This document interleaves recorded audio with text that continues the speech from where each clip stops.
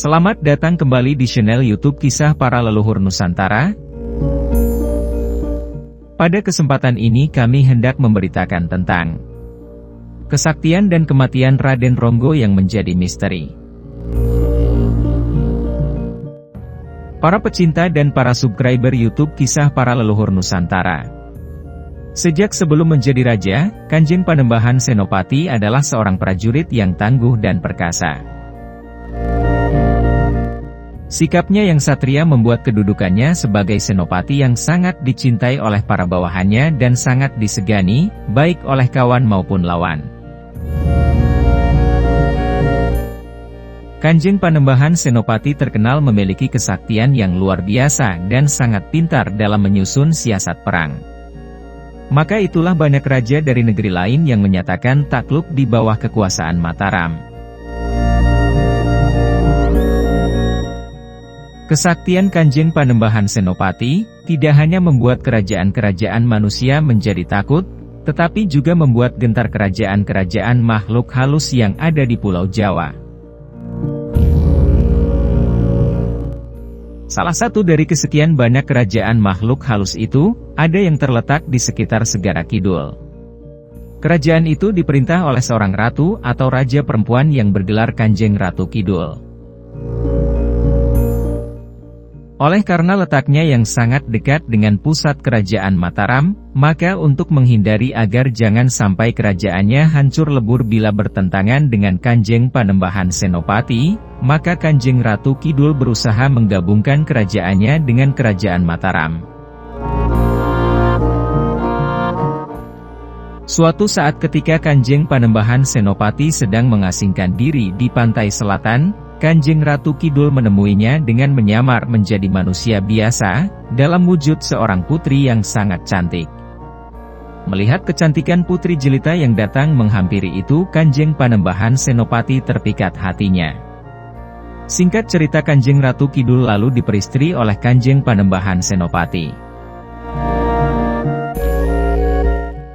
Akibat dari perkawinannya dengan Kanjeng Ratu Kidul itu, maka kerajaan Mataram wilayahnya menjadi sangat luas dan bukan hanya manusia saja melainkan juga seluruh makhluk halus di wilayah Pulau Jawa dan sekitarnya menjadi takluk, di bawah kekuasaan Kanjeng Panembahan Senopati. Dari perkawinannya dengan Kanjeng Ratu Kidul, Kanjeng Panembahan Senopati memiliki seorang putra yang dinamakannya Raden Ronggo. Oleh karena ia adalah anak dari dua orang yang sangat sakti, maka Raden Ronggo pun setelah besar menjadi seorang pemuda yang tampan dan terkenal sangat sakti. Tak ada seorang pun yang berani membantah kata-kata Raden Ronggo, karena kesaktiannya dan juga karena dia adalah putra Kanjeng Panembahan Senopati, Raja Mataram. Menurut beberapa babaf Tanah Jawi, Raden Rangga adalah anak kedua putra pertama Panembahan Senopati. Pemuda ini sangat sakti, kuat, tidak pernah takut kepada siapapun, namun watak Raden Rangga cepat sekali marah. Jika sudah marah, gampang sekali memukul siapapun. Suatu ketika seorang pendekar pilih tanding dari Banten, datang untuk menantang adu kesaktian Panembahan Senopati. Sang ayah yang juga pendiri dinasti Mataram. Raden Rangga tahu kedatangan pendekar Banten ini dan meminta pada Panembahan Senopati agar dirinya yang menghadapi tantangan tersebut. Permintaan dari sang anak pun dituruti, sekaligus untuk mengetahui sampai di mana hebat ilmu kesaktian Raden Rangga. Adu kekuatan pun terjadi antara Raden Rangga dengan pendekar Banten, mulai menggunakan tenaga biasa hingga tenaga dalam tingkat tinggi. Akhirnya dengan pukulan tenaga dalam, sang pendekar Banten tewas berkalang tanah. Pernah suatu ketika datang serombongan pengamen, mereka memiliki keahlian macam-macam seperti sulap, sihir, memukul orang dengan rotan, main pedang, orang tidur dijatuhi batu besar, sebesar gajah dan lain-lain. Ketika orang-orang yang menyaksikan dengan kagumnya, tiba-tiba Raden Ronggo menyeruak maju, dia berpakaian seperti layaknya orang kebanyakan di Mataram. Raden Rangga maju ke depan menuju pemimpin rombongan pengamen, dan berkata, Kang saya ikut main. Saya akan merentangkan tangan 5 orang di sebelah kanan dan 5 orang di sebelah kiri menarik tangan saya. Kalau kalian berhasil menarikku saya beri upah uang yang besar. Tantangan Raden Ronggo dengan gagah dan berani. Pemimpin rombongan pengamen penasaran akan kesombongan anak muda itu, kemudian menyuruh 10 orang pengikutnya untuk menarik kedua tangan Raden Ronggo, masing-masing 5 orang dari kanan kirinya. Ternyata Raden Ronggo benar-benar memiliki tenaga yang ampuh, meskipun ditarik 5 orang dari kanan dan kiri, tubuhnya tak bergeming. 2 orang yang ikut menarik tiba-tiba merasa dipermainkan, keduanya ingin memukul Raden Ronggo lalu oleh Raden Ronggo kedua orang itu dibanting ke tanah. Pemimpin rombongan pun gusar, para penonton kaget setengah mati.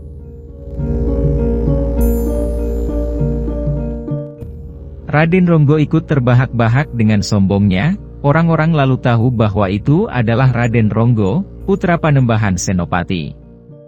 Mengetahui siapa anak muda yang perkasa itu, semua orang diam, satu persatu menyingkir. Kelakuan putranya itu sampai ke telinga sang raja.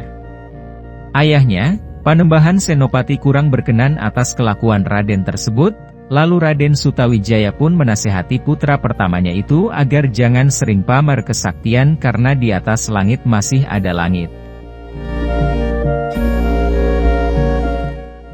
Panembahan Senopati lalu menguji Raden Rangga untuk mematahkan jari telunjuknya. Raden Rangga pun menerima tantangan ayahnya itu. Akhirnya dengan sekuat tenaga dia coba mematahkan telunjuk jarinya, namun walau sudah berusaha sekuat tenaga tidak bisa atau sia-sia. Bahkan sekali hentak oleh sang ayah Raden Rangga terlempar cukup jauh, Raden Rangga sangat malu dilihat orang banyak dia lalu segera pergi. Malu karena dilihat orang banyak sebagai pecundang, lalu Panembahan Senopati memerintahkan seorang prajurit pilih tanding untuk menyusul Raden Rangga. Setelah ketemu dan diminta kembali, Raden Rangga marah dan prajurit pilihan itu pun ditendang hingga tewas. Kemudian Raden Rangga pergi ke Pati mengunjungi pamannya Adipati Wasiswijayakusuma. Ketika sampai di tempat itu Adipati sedang duduk di balai kademangan. Ketika melihat Raden Rangga, dia pun melambaikan tangan memanggilnya. Raden Rangga langsung berjalan ke arah pamannya, batu besar yang ada di depannya ditabrak begitu saja, batu pun hancur berkeping-keping. Hal ini bikin geger orang yang melihat kejadian tersebut.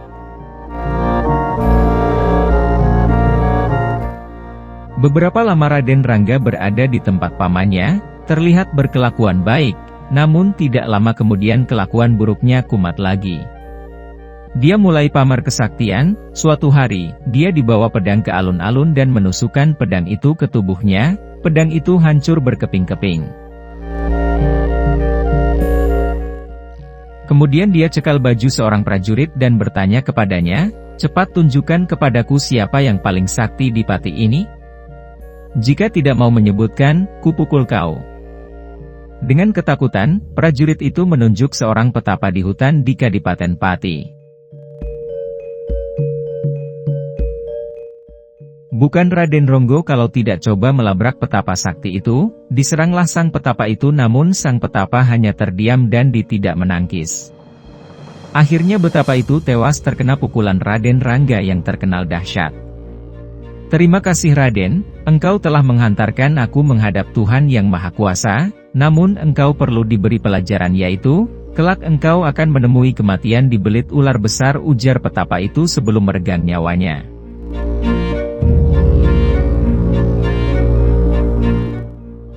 Raden Ronggo pun lalu kembali ke Mataram, sampai di Mataram Panembahan Senopati memerintahkan dia untuk segera berguru ke Ki Jurumartani. Sambil ngeloyor pergi Raden Ronggo bertanya dalam hati, aku ini sudah sakti tetapi kenapa masih disuruh berguru kepada yang Jurumartani? Apa yang masih harus aku pelajari? Tanya Raden Rangga dalam hatinya.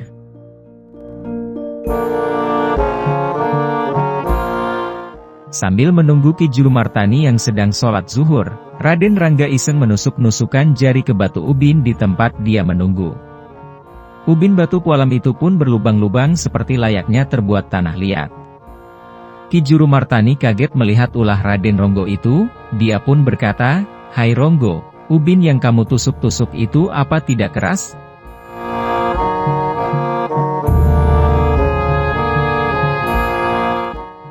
Dan seketika ubin itu menjadi keras sehingga tusukan jari-jari Raden Ronggo tidak bisa membuat lubang lagi. Raden Ronggo pun berkata dalam hati, "Benar apa yang dikatakan ayahku. Kesaktian yang ini melebihi dariku." Dia pun mau menimba ilmu di situ dan akhirnya semakin sakti. Ketika pulang ke Mataram, di tengah perjalanan di desa Portalan dia bertemu seekor ular yang sangat ganas yang suka menelan orang. Terjadilah pertarungan antara Raden Rangga dengan ular tersebut.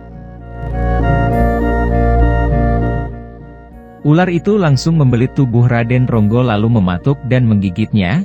Setelah bertarung mati-matian akhirnya ular besar itu bisa dikalahkan dan mati. Walau terluka gigitan ular, Raden Rangga bisa pulang ke Mataram.